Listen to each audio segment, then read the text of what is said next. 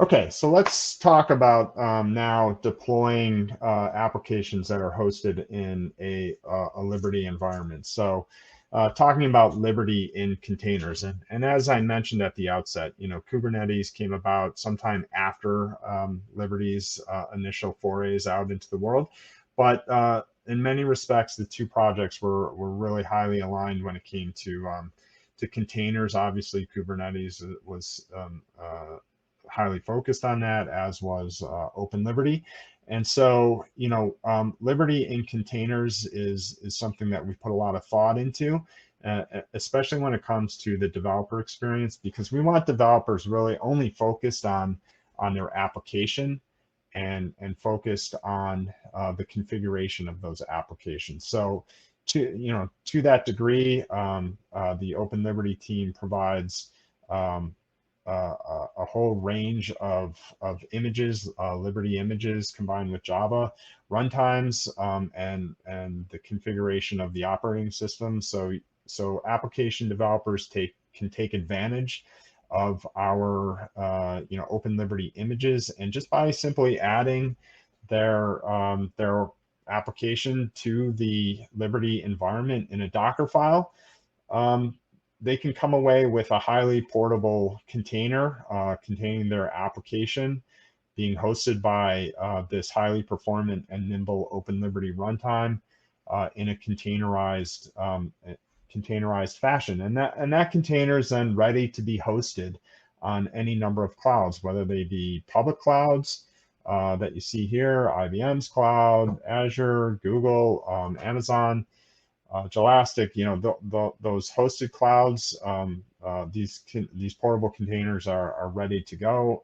And also, if an enterprise is working in a private cloud or on-prem cloud, like Red Hat OpenShift, obviously, and whatnot, these containers are ready to be put into those clouds, and ready to go.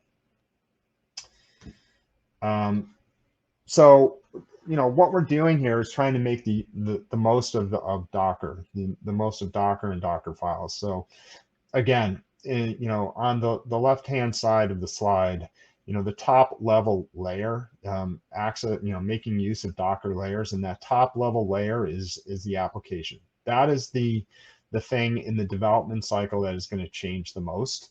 And by using smart layering in Docker and pulling images together, the layers that are going to change less frequently, the application server below it, the JVM below that, the operating system, really the impact is to allow the developer to focus solely on the application layer, and that's the layer that's going to change and have the least amount of impact in terms of updating.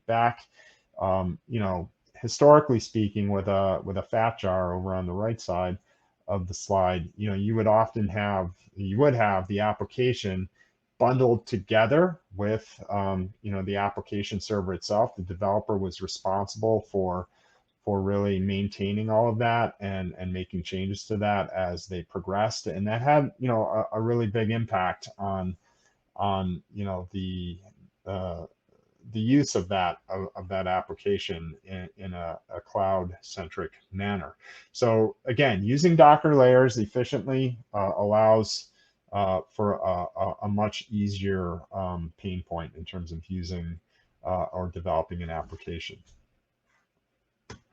I've mentioned that Open Liberty is Kubernetes optimized. So there's a number of things that Open Liberty provides to make life very easy in a Kubernetes environment. And I think one of the main ones is our Liberty thread pool auto tuning algorithm that we employ within the runtime. So what this is in a nutshell is our auto tuning algorithm for the thread pools is optimizing the thread pool within the runtime, and it's doing it based on the resources that are assigned and what type of compute power is currently present. So it's constantly monitoring those items and tuning the thread pool appropriately. And through a series of benchmarks and testing, we're finding that it is just as good, if not a little bit better than a human-based tuning effort for thread pools.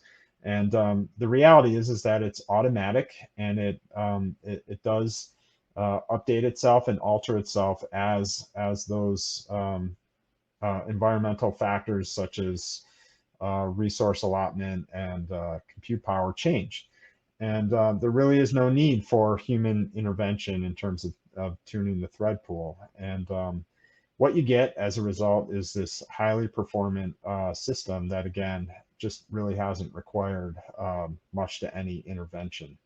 So that's, one aspect of our optimization for the cloud. We also provide an Open Liberty operator out there that can be installed into any type of cluster, and that operator is really there to provide an ease of use for deploying and managing apps in these clouds, and especially as your app goes from that deployment phase into its day-to-day running phase.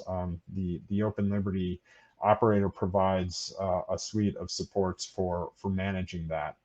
On top of that, we have, as I mentioned, images are present out in Docker Hub for those for easy pulls, and our support again for microprofile APIs really does provide a way for developers to tune their applications and provide the interfaces required within their applications for integration into Kubernetes.